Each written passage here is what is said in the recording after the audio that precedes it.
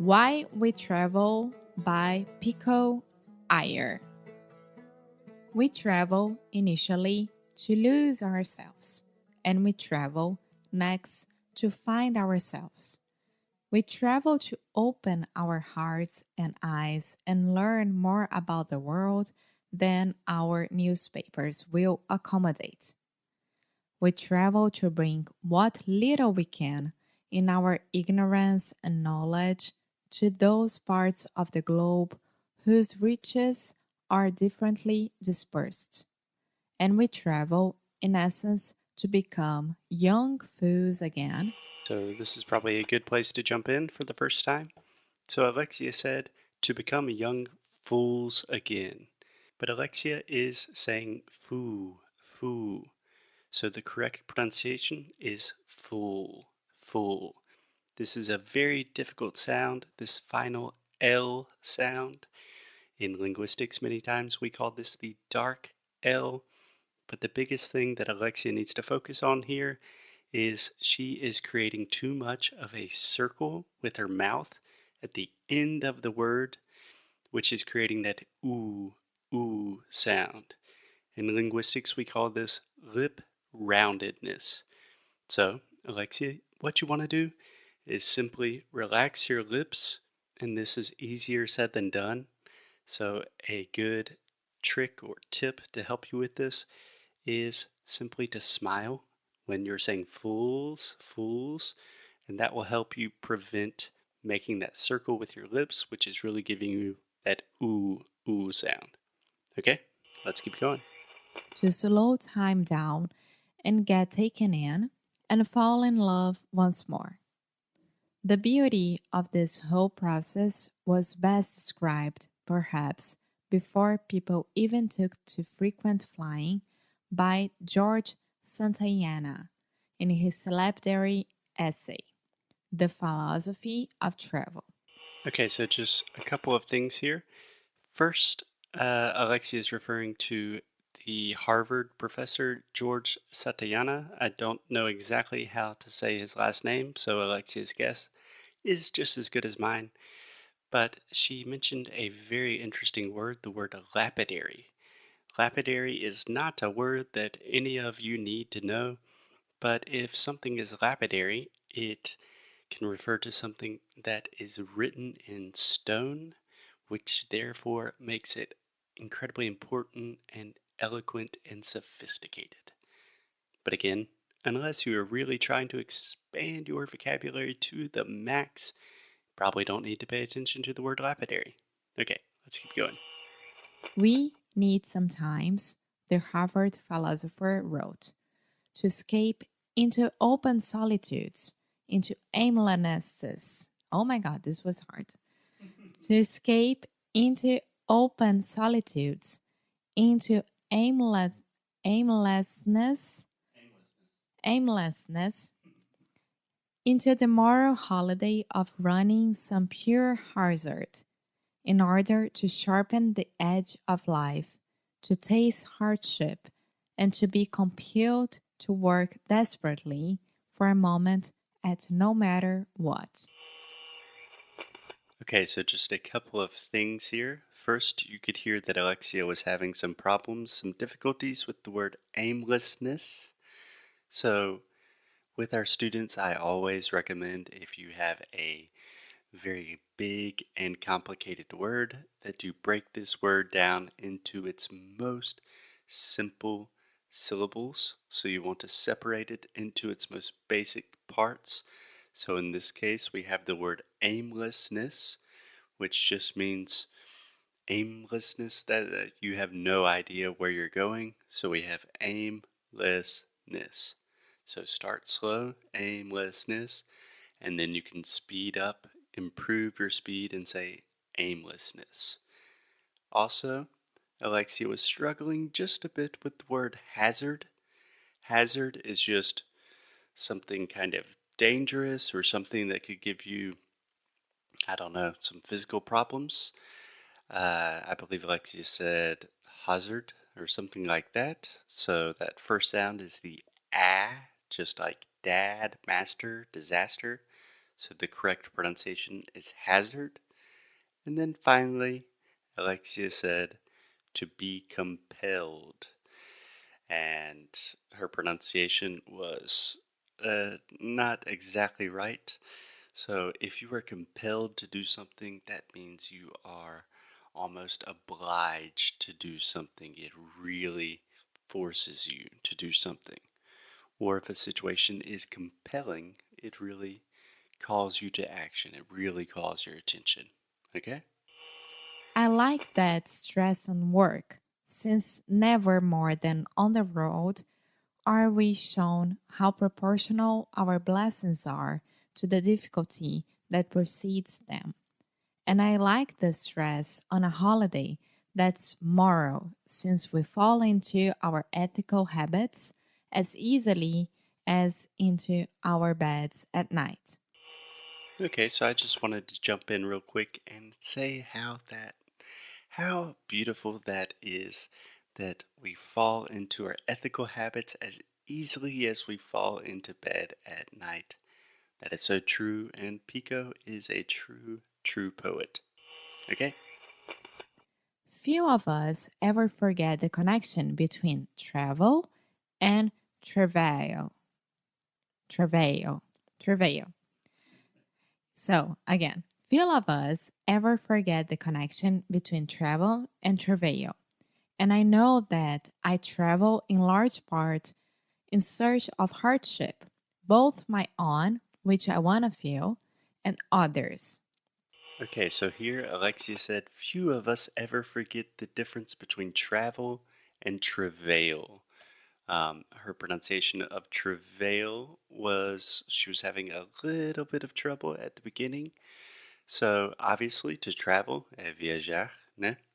But to travail is honestly, it is not a word that everyone uses nowadays. This article is a little bit out of date, but to travail is to participate in a particularly difficult and laborious effort. So, for example, if you are working on a super difficult project, you might experience a lot of sadness, and then eventually you may travail. Like it's really difficult, but it's something that's worth it in in the big picture. Nah, it's a difficult word. You don't really need to know that one. Okay, let's keep going. Which I need to see. Travel, in that sense, guides us toward a better balance of wisdom and compassion, of seeing the world clearly and yet feeling it truly.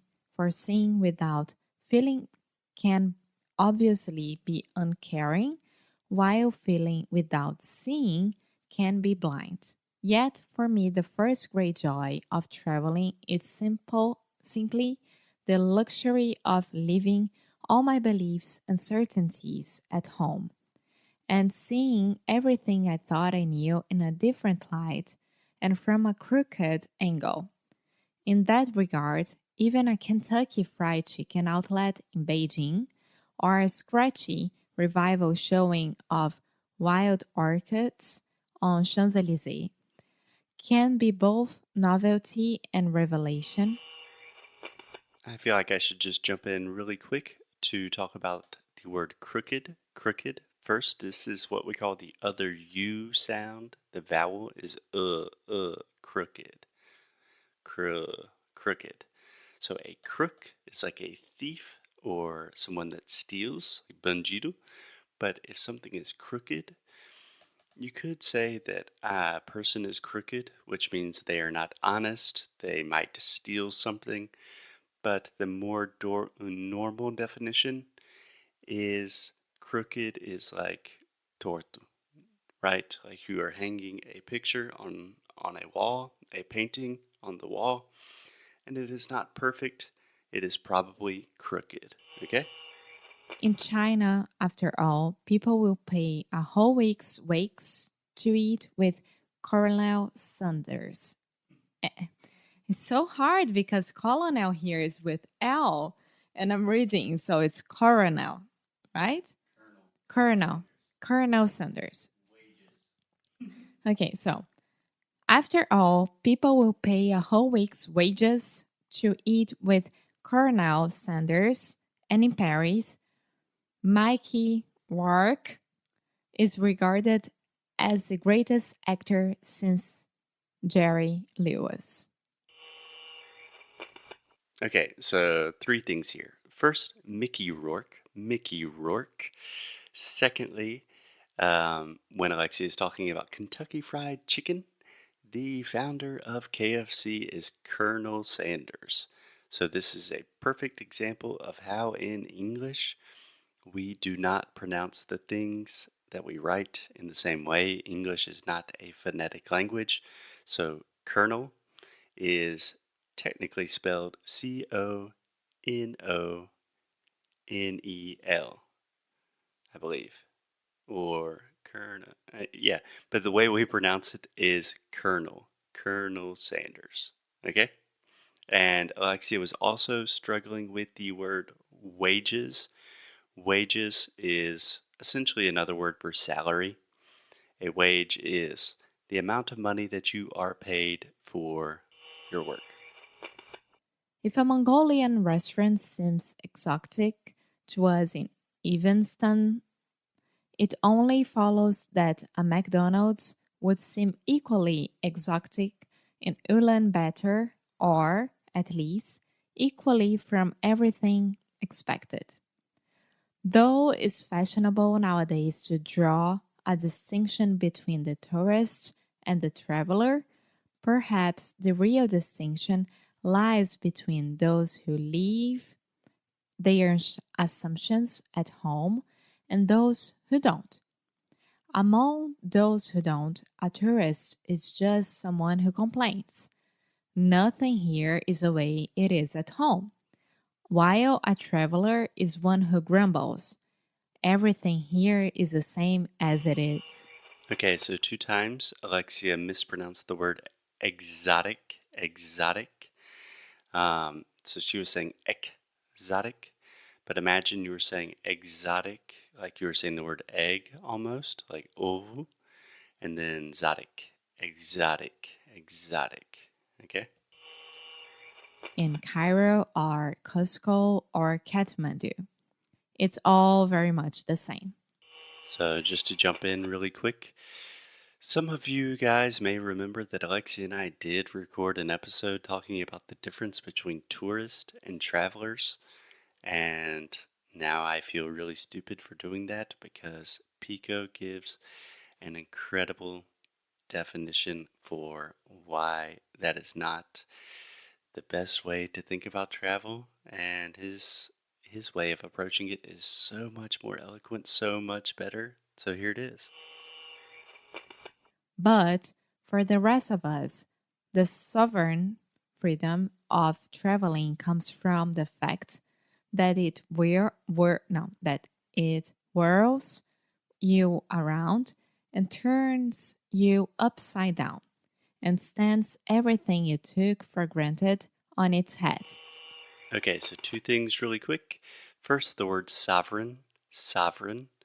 A lot of Portuguese speakers have difficulties with any word that has this EIGN combination, like foreign, sovereign. So, for example, foreign or foreigner, que seria estrangeiro, or sovereign and sovereignty. We just do not pay attention to the crazy writing and just think this is sovereign, earn, foreign, foreign. Okay? And also, Alexia said it whirls you around and takes you up and down or something like that. To whirl is, for example, a jacuzzi. Sometimes in English we say a whirlpool. That is just a brand, but some people call it that. And to whirl something means you are spinning it around. Okay? If a diploma can famously B. A passport to a journey through hard realism. A passport can be a diploma for a crash course in cultural relativism. Okay, I just have to stop really quick and say I love that so much that a passport can be a crash course for cultural relativism. So essentially, he is saying that if you want to learn about new cultures, if you want to really understand the world in a deep and profound way, your passport is more important than a degree. It's more important than a university diploma. Your passport is your key to learning about the world. And the first lesson we learn on the road, whether we like it or not, is how provisional and provincial are the things we imagine to be universal. So, just a quick explanation of the difference between the words provisional and provincial, because these are very similar, and you're probably noticing that Pico writes in a very poetic style. So, provisional is just kind of you're estimating something, you're not exactly sure, you're just trying to create the best situation with the materials that you have. Like, I don't know. Imagine you were camping and you were just making a little provisional camp. That's a strange example, but it should give you the idea. Then provincial has to do with provinces. So if you think in French, like province, my French pronunciation obviously is not very good, but provincial has to do with different areas or regions.